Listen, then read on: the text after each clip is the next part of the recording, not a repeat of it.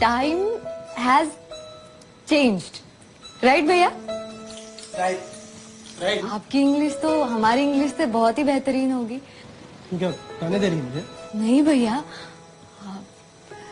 ऐसा कुछ नहीं है। आप अपना माल बनाओ और सीधा मॉल में बेच दो। अरे मैं कहता हूँ बिजनेस भी बढ़ेगा और दाम भी दुगना मिलेगा। लेकिन उसको MRP ही क्यों कहते हैं? पर इंटरव्यू में जब सवाल जवाब होता है तो आई के बाद वॉज बोलूं या इज बोलूं? तू इंग्लिश स्पीकिंग का कोर्स क्यों नहीं करता? मैं कहता हूँ इंग्लिश का तू कोई ऐसा टीचर ढूंढ जो सीधी काम की बात करे। Hello, how are you?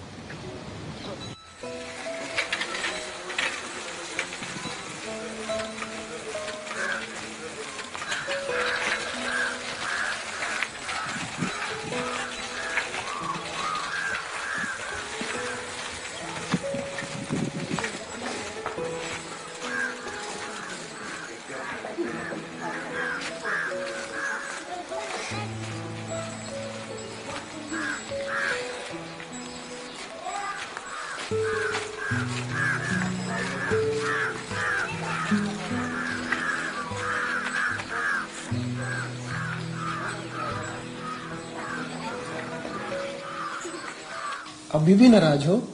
हाँ। अरे तो सॉरी तो बोला था अगले ही दिन। तो इंग्लिश में सॉरी बोल दिया तो खत्म बात?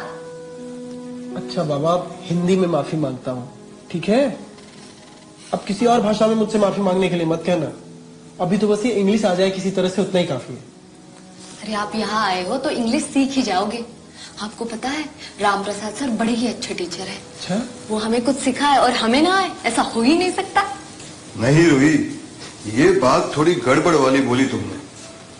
It's very wrong. It is not right. क्यों सर? अच्छा, आपको अपनी तारीफ पसंद नहीं है ना? वैसे होते हैं ऐसे लोग। वैसे हमारे भैया को भी अपनी तारीफ बिल्कुल पसंद नहीं है। थोड़े शर्मीले मिजाज के हैं हमारे भैया। नहीं, वो बात नहीं है। अंग्रेजी इस्तेमाल करने की मेथड अच्छी होनी चाहिए। अब हमें पता है कि हमारे देश में ऐसे कई शिक्षक हैं जो बहुत मन लगा के पढ़ाते हैं और बच्चे भी उन्हें पसंद करते हैं। लेकिन फिर उन बच्चों का क्या जो इन शिक्षकों का लाभ ना उठा सके? अब अर्जुन को द्रोणाचार्य मिले और वो बड़ा धनुर्धर बन गया, ये तो अच्छी बात है। लेकिन उन बाकी योद्धाओं का क्या जो हस्तिनापुर में नहीं रहते थे? भारतवर्ष के हर एक कोने में तो द्रोणाचार्य पैदा नहीं हो सकते ना। मतलब हम ये कह सकते हैं कि उनका बैड लक ही खराब था। बैड बोलने के बाद खराब बोलने की जरूरत नहीं है रोही। भैया हम मजाक कर रहे थे। अब आप हमें ये भी बता दो कि आपको इंग्लिश के साथ साथ मजाक भी नहीं समझ में आता। अरे चलो छोड़िए। तो हमारी मेथड थोड़ी अलग है। यहाँ पे मैं तुम्हें कुछ नहीं सिखाऊंगा, तुम्हें खुद सीखना होगा। ऐसे कैसे खुद से ही इंग्लिश बोलना सीखेंगे सर? अरे वैसे ही जैसे हिंदी सीखे। अच्छा चलिए, ये बताइए आप हिंदी कब से बोल रहे हैं? कब से बोल रहे हैं? मतलब बचपन से।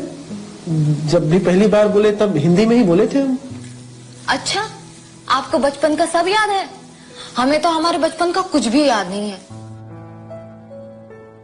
हमने पहली बार कब बोला, कब खाया, कब हम चलने लगे। हाँ मतलब ऐसे क्लियर तो किसी को भी बचपन का याद नहीं रहता है। पर फिर ये कैसे बोला कि पहली बार आपने हिंदी में ही बात की? तुम भी ना रोई, कभी कभी कुछ भी बोलती हो।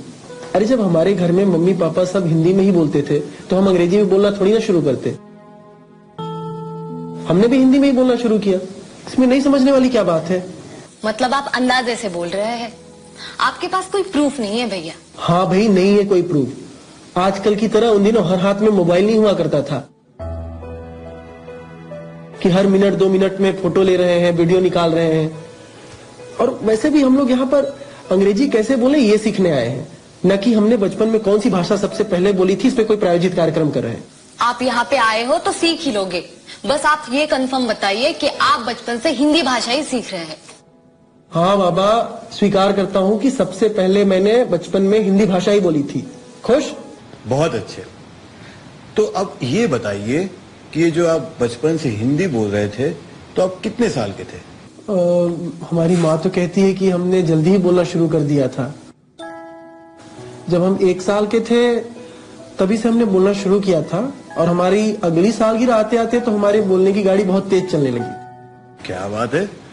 ठीक है, तो एक और बात बताइए कि ये जो 1-2 साल से आप हिंदी बोलना शुरू किए थे, तो आप कौन से क्लास गए थे? मतलब? अरे मतलब जैसे अंग्रेजी सीखने आप मेरे क्लास आए हो, वैसे हिंदी सीखने किसके पास गए थे? आप भी क्या बात करते हो सर, भला कोई हिंदी सीखने भी कहीं किसी क्लास में जाता है?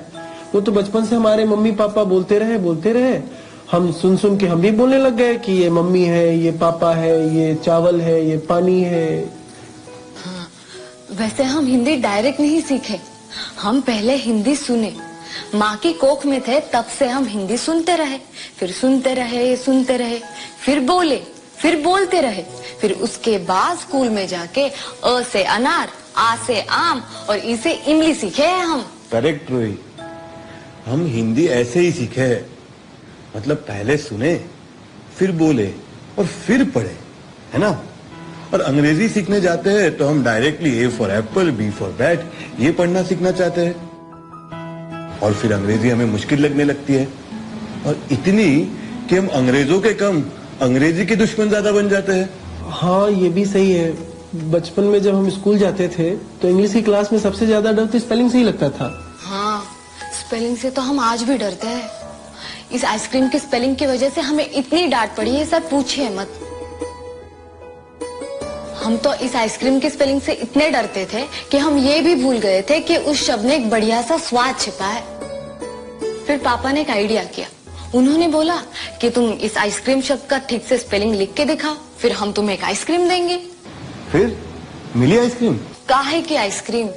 फिर हमने भी पापा से कह दिया कि पापा अब आप हमसे ऐसी शर्त लगाओगे तो हम तो बस कुल्फी खाएंगे। अच्छा, कोई बात नहीं। तो देखो, जैसे हम हिंदी सीखे वैसे ही अंग्रेजी सीखने वाले हैं जी।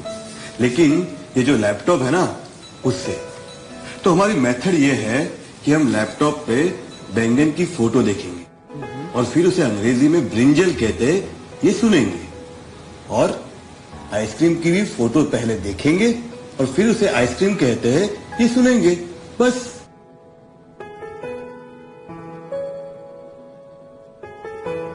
गिरा दे घर एक दिन, कुछ भी टिकने मत दे इस घर में एक पीस में। हम तो पैदा ही नृत्य करने के लिए हुए हैं। नृत्य ये शब्द हिंदी में लिखना भी आता है तुम्हें? और नृत्य करने के लिए पढ़ना जरूरी नहीं है। तू थोड़ा मेरा हाथ बटाएगा तो कुछ पैसे जुट जाएंगे, ये कपड़े हम शहर के मॉल में बेचेंगे। पैसा जुटाकर शादी करने का इरादा है ना? हाँ, थोड़ा पैसा जमा करके गहने लोगी, फिर ससुराल चले जाओगी। बहुत खुश हो गई हूँ, इतना अच्छा भाई जो मिला है मुझे, जो अपनी बड़ी बहन के बारे में ये सोचता है